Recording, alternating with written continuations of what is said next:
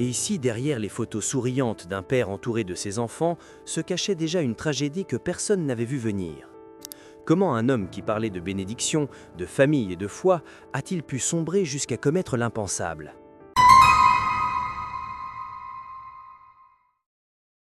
Au printemps 2026, sur les réseaux sociaux, Shamar Elkins donnait encore l'image d'un homme ordinaire, un père de famille entouré de ses enfants, un homme jeune, âgé de 31 ans, vivant en Louisiane, travaillant pour UPS et ayant servi plusieurs années dans la garde nationale de l'armée américaine. Sur Internet, on voyait des sourires, des photos de famille, des sorties avec ses enfants, des messages religieux et des publications qui laissaient croire à une vie simple. Quelques heures seulement avant le drame, il avait partagé une photo avec sa fille aînée. On les voyait ensemble lors d'un moment père-fille, autour d'un repas. Une image banale, une scène presque tendre. Rien en apparence ne laissait deviner ce qui allait suivre. 2 semaines auparavant, il avait également publié une autre photo entourée de plusieurs enfants, écrivant qu'il passait Pâques à l'église avec tous ses enfants. Il parlait d'une journée bénie, d'un moment heureux, d'une famille réunie. Mais derrière ces images soigneusement exposées, une autre réalité existait. Le même jour que cette publication, selon plusieurs sources, Shamar Elkins confiait à sa mère et à son beau-père qu'il traversait de sombres pensées. Il aurait évoqué l'idée d'en finir avec sa propre vie. Il aurait aussi parlé d'un divorce imminent, expliquant que son épouse souhaitait le quitter. Son beau-père tenta de le rassurer. Il lui dit qu'il pouvait surmonter cette épreuve, que les moments difficiles passent, que rien n'est définitif. Mais la réponse de Shamar glaça ceux qui l'entendirent. Certaines personnes ne reviennent jamais de leurs démons. Cette phrase, prononcée avant la tragédie, résonne aujourd'hui comme un avertissement que personne n'a su mesurer à temps. Quelques jours plus tard, sur un autre message publié en ligne, il demandait à Dieu de protéger son esprit. Il parlait de colère, d'anxiété, de panique, de dépression. Il demandait la force de repousser ce qui détruisait son mental. Ces mots semblent désormais révéler un homme déjà en lutte contre lui-même. Pourtant, son histoire ne commençait pas là.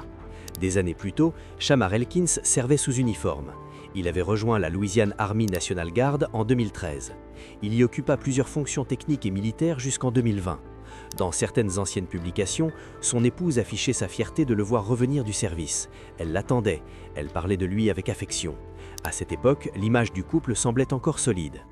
Comme beaucoup d'histoires tragiques, rien ne s'effondre d'un seul coup. Tout se fissure lentement. Derrière la façade familiale, il existait déjà des signaux d'alerte.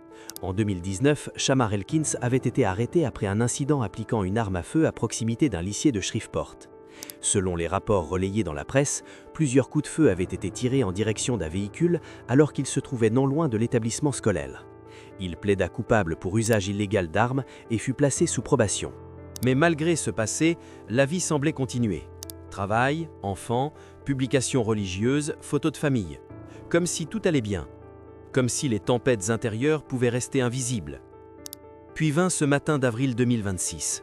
Peu après 6 heures du matin, à Shreveport, en Louisiane, les autorités reçurent des appels d'urgence liés à plusieurs scènes de violence situées à différentes adresses. Ce qui allait être découvert dépassait l'entendement. 8 enfants avaient été tués. Parmi eux, 7 étaient les propres enfants de Shamar Elkins. Le 8e était leur cousin. Les victimes avaient entre 3 et 11 ans. Une liste de noms, d'âge et de vie interrompus trop tôt. 2 femmes furent également grièvement blessées par balles. Son épouse, avec qui il partageait plusieurs enfants, ainsi qu'une autre mère de ses enfants. Toutes 2 furent transportées dans un état critique. Après les attaques, Elkins prit la fuite en voiture. Une poursuite policière s'engagea jusqu'à la ville voisine de Bossier City. Là, il fut confronté aux forces de l'ordre et perdit la vie lors de l'intervention.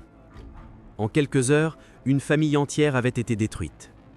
Le pays tout entier chercha à comprendre.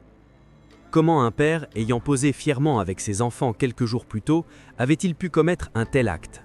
Comment les messages parlant de foi, de bénédiction et de famille avaient-ils pu coexister avec un tel chaos intérieur ? La vérité est souvent plus complexe que les images publiées en ligne.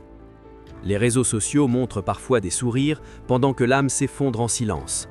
Des photos de bonheur peuvent masquer des crises mentales profondes. Des messages religieux peuvent cacher des appels à l'aide ignorés. Et des familles apparemment normales peuvent vivre des tempêtes invisibles. Dans cette affaire, il ne s'agit pas seulement d'un crime. Il s'agit aussi d'un effondrement psychologique, d'une violence incontrôlée et d'un drame humain que personne n'a réussi à stopper avant qu'il ne soit trop tard. Rien ne pourra ramener les victimes. Rien ne pourra effacer les blessures laissées aux survivants, rien ne pourra réparer les vies brisées ce matin-là. Mais peut-être que cette histoire rappelle une réalité essentielle. Les démons intérieurs existent parfois derrière les visages les plus ordinaires. La souffrance mentale peut se cacher derrière les publications les plus souriantes. Et certains appels au secours arrivent déguisés en simples phrases que l'on ne prend pas au sérieux. C'était Histoire vraie, et la réponse à notre question, c'est qu'on ne sait jamais vraiment ce que quelqu'un traverse derrière une photo parfaite.